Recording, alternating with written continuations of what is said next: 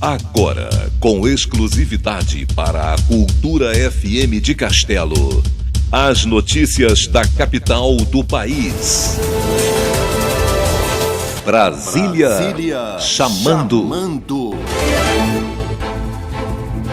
Bom dia, ouvintes da Cultura FM de Castelo, 101,7, a mais ouvida de todo o sul do estado.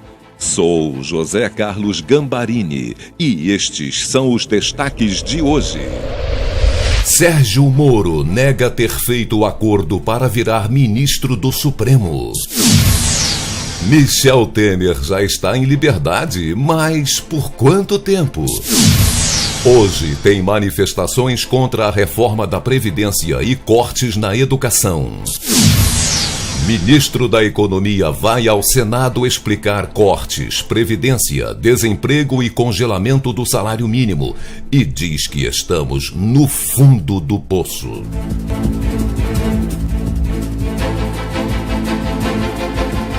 O ministro da Justiça, Sérgio Moro, negou o que disse em entrevista o presidente Jair Bolsonaro, de que ele, Moro, aceitou largar a Lava Jato com o compromisso de, no ano que vem, ser indicado para uma vaga no Supremo Tribunal Federal. Moro negou que esteja usando o cargo de ministro como trampolim para o Supremo Tribunal. Antes, Moro havia declarado em entrevista que ser nomeado para o Supremo Tribunal era como ganhar na loteria. E falando em sorte grande, depois dos boatos sobre fraude na Mega Sena, a Caixa Econômica resolveu informar em qual estado foi feita a aposta pela internet que levou o prêmio de 289 milhões. O sortudo é de Pernambuco, mas isso não resolveu o mistério. A Caixa se nega a informar de qual cidade é o acertador da Mega. Após anunciar o corte radical de verbas para a educação, o governo Bolsonaro enfrenta hoje protestos nas principais cidades do país. As centrais sindicais já haviam convocado para hoje protestos contra a reforma da Previdência por atingir os mais pobres. Professores, estudantes e trabalhadores da educação devem ir às ruas hoje em defesa das universidades e institutos federais, que vão perder 30% de verbas de manutenção. Foi anunciado que o congelamento de verbas vai atingir também a educação infantil, o que levou os deputados a convocarem o ministro da Educação, Abraham Von Traub, para dar explicações hoje à tarde no plenário da Câmara. A presença do ministro hoje à tarde é obrigatória. Líderes do governo tentaram impedir a convocação de Abraham Von Traub, mas perderam por 307 votos a 82. Michel Temer já foi solto por ordem do Superior Tribunal de Justiça. No dia de sua prisão, nós já havíamos previsto que Temer passaria só o fim de semana preso. Pois é, fácil prever como os ministros dos tribunais aqui de Brasília julgam pedidos de soltura para os corruptos graúdos. Temer já está em casa, usufruindo das propinas gordas que abocanhou em nome do PMDB. Mas, em breve, ele deve voltar para a cadeia, em outro dos 7 processos que responde. Também teve liberdade concedida pelo STJ, o famoso Coronel Lima, comparsa de Temer, que a Globo insiste em chamar de amigo de Temer. Falando nesse chefe do quadrilhão do MDB, ontem Temer foi delatado por receber propinas da empresa aérea Gol. O juiz federal aqui de Brasília, Valisney Oliveira, homologou delação premiada do dono da Gol, Henrique Constantino, que comprometeu também outras conhecidas figuras da bandidagem aqui da capital.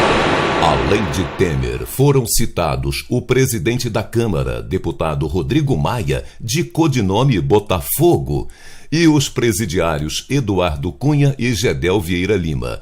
Gedel é aquele que guardava em malas no apartamento as propinas dos chefes do PMDB, 52 milhões contadinhos.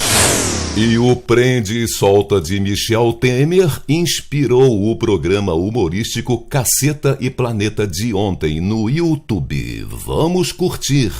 Mais uma vez, os agentes da Polícia Federal foram à casa do Michel Temer para conduzi-lo à prisão. Isso já está ficando chato. Com essa história de prende e solta, o ex-presidente poderia ser preso numa cadeia de alta rotatividade, como um motel, com cama redonda, frigobar e grade no teto. Mas dessa vez, os meganhas da Polícia Federal vão conceder algumas regalias. Por ser ex-presidente e vampiro, Michel Temer vai ficar trancado em um caixão especial de segurança máxima e sem precisar tomar banho de sol.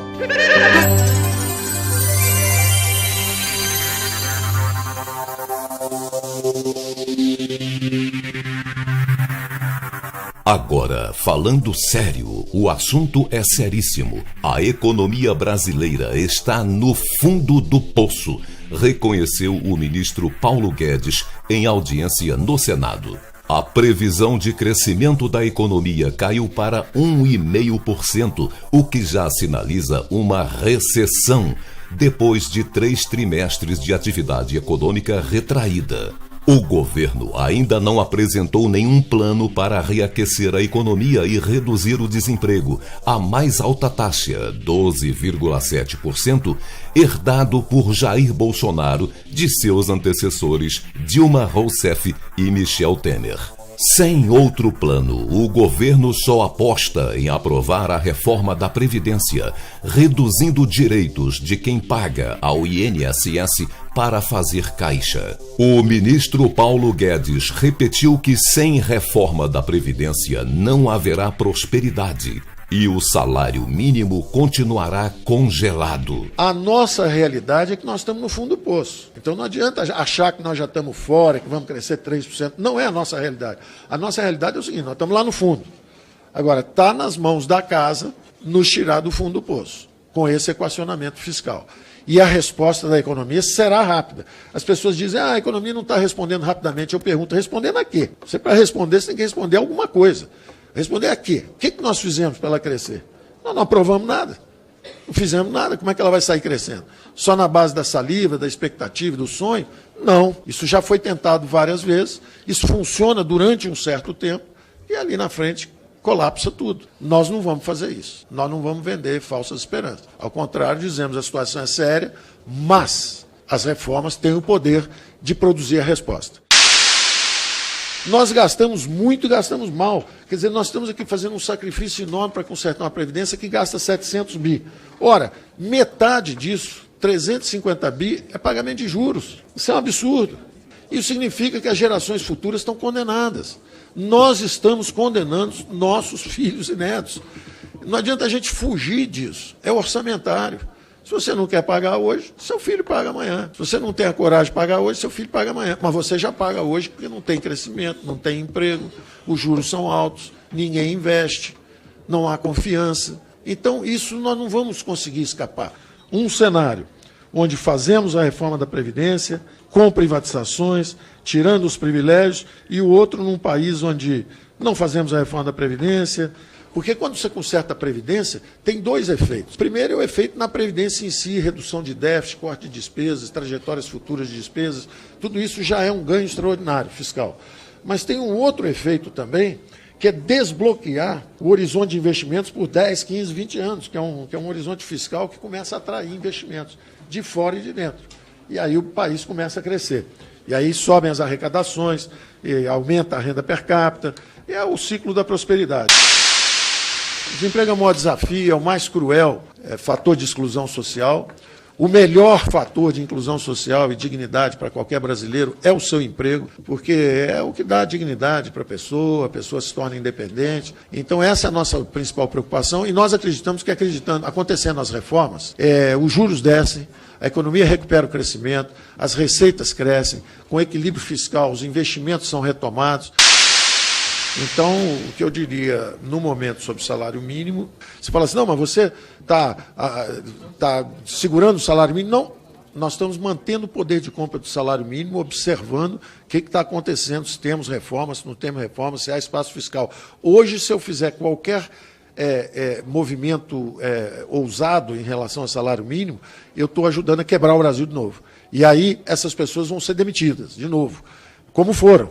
Então, nós não podemos fazer isso. Nós temos que pensar e fazer movimentos com cautela.